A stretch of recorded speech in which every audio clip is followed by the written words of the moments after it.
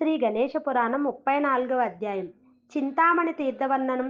ఆ తర్వాత కథను నారద మహర్షి ఇలా కొనసాగించాడు.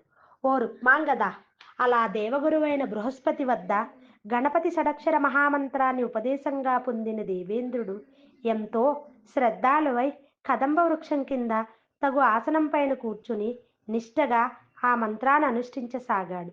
మనస్సును నిగ్రహించి కేవలం వాయువును మాత్రమే భక్షిస్తూ అలా 1000 సంవత్సరాల కాలం గణేశునికై ఘోర తపస్సు ఆచరించాడు. ఇలా తదేక దీక్షతో తనను ఉపాసిస్తూ ఉన్న సురల రాజైన ఇంద్రుని తపస్సుకు భక్తవరదుడైన గణేశుడు అమిత ప్రసన్నుడై సూర్యచంద్రాదులను తలదన్నే దివ్య తేజస్సుతో కళ్ళు మిరుమిట్లు గొలిపే ప్రకాశంతో 4 బాహువులకు భుజకీర్తులను దగదగాయమానంగా ప్రకాశించే రత్న కిరీటాన్ని దాల్చి రత్న కుండలాలతోనూ ముత్యాల హారంతోనూ శోభిల్లుతూ పాదాలకు సైతం దివ్యాభరణాలను ధరించి బంగారు మొలత్రాటితో పుష్పమాలాంకృతుడై సకలారాధ్యుడు ఆద్యుడు దేవతలందరి చేత మొదటగా పూజలనందుకునేవాడు అయిన గణపతి దివ్య రూపంలో సాక్షాత్కరించాడు. ఆ మూర్తిని చూసిన ఇంద్రుడు క్షణకాలం విభ్రాంతి చెందాడు. కేవలం అస్థిపంజరంలా ఉన్న నేను ఇది ఎలా తట్టుకోగలను? నా తపస్సుకు విఘ్నం కల్పించడానికి ఏర్పడిందా? భయ విభ్రమాలతో ముచ్చెమటముల పట్టి నా శరీరం అశ్వత్థ పత్రంలా కంపిస్తోంది. ఇలా అనుకుంటూ కలవరపడుతూ ఉన్న ఇంద్రుని భయాన్ని సర్వజ్ఞుడైన గజాననుడు అతని భయం పోయేలా మృదుమధురంగా ఇలా అన్నాడు. వినాయకుని సాక్షాత్కారం.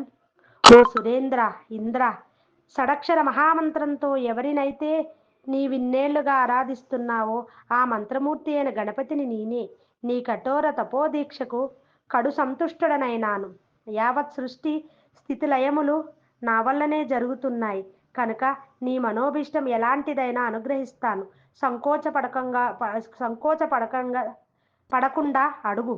అమృతోపమములైన ఆ వాక్కులు చెవిని పడగానే హృదయంలోంచి భక్తి పెళ్ళిబూకి రాగా సాష్టాంగ దండ ప్రణామాలు ఆచరించి చేతులు మోడ్చి గద్గద స్వరంతో పులకితగాత్రుడై ఇలా అన్నాడు. ఓ ప్రభు, నీ గుణగణాలను త్రిమూర్తులు అష్టదిక్పాలకులు సైతం తెలుసుకోలేరంటే ఇక సామాన్యుల గురించి చెప్పేదేముంది? సృష్టి స్థితిలయాలు నీ వల్లనే జరుగుతాయి. 100 అశ్వమేధ యాగాలు చేసే ఇంద్ర పదవిని సమూపార్జించుకోగలిగాను. అయినా ఆ పదము, దాని నిర్వహణ అనేక అంతరాయాలతో కూడినవి. ఓ కార్యకారణ స్వరూప, నీ మహిమను నీ మహిమ వర్ణనాతీతం. నీవెవరినైతే అనుగ్రహించదలిచావో వారికి మాత్రమే నీ లీలా విభూతి ఎరుగుట సాధ్యం. అది దుస్సాధ్యమైన నీ అనుగ్రహం వల్లనే నీ గుణగణాలను వర్ణించగలను. నిర్గుణ స్వరూపుడవై ఆద్యంతాలకతీతుడవై సకల జగదాధారుడవై నిత్య సత్య జ్ఞాన స్వరూపుడవై వెలుగొందే పరబ్రహ్మమే నీవు. సకల దేవతా స్వరూపుడవైన నిన్ను సనకాది ఋషులు తమ సుదీర్ఘ తపస్సుతో ప్రసన్నుని కావించుకోగలిగారు. ఓ దేవదేవ, షడక్షరి మహామంత్రము యొక్క అమోఘ ప్రభావం చేతనే నీ సందర్శన భాగ్యం కలిగింది. ఇది వరలోనే చతుర్ముఖుడు నాకు ఈ మంత్రాన్ని ఉపదేశించి, ఓ ఇంద్ర, నీవెప్పుడైతే ఈ మంత్రాన్ని వీడుతావో అప్పుడు నీ స్థానం భ్రష్టమై దుర్దశ కలుగుతుంది అంటూ హెచ్చరించాడు. విహీనుడనై మునిపత్నిని బలాత్కరించాను. తగ్గ ఫలితాన్ని అనుభవించాను. తిరిగి బృహస్పతిచే ఉపదేశింపబడిన ఈ మంత్రం చేత నిన్ను దర్శించుకోగలిగాను. నీ అనుగ్రహం చేతనే సహస్రాక్షుడనైనాను. కోరిన వరాలను అనుగ్రహించే కామధేనువు కల్పవృక్షముల వంటి వాడవైన నిన్నొక వరం ఆర్జిస్తున్నాను. ఈ ప్రదేశాన్ని కదంబపురాన్ని చింతామణిపురం అని ప్రసిద్ధికెక్కేలాగున అనుగ్రహించు. చింతామణి వినాయకుడన్న పేరుతో వెలయుదువుగాక.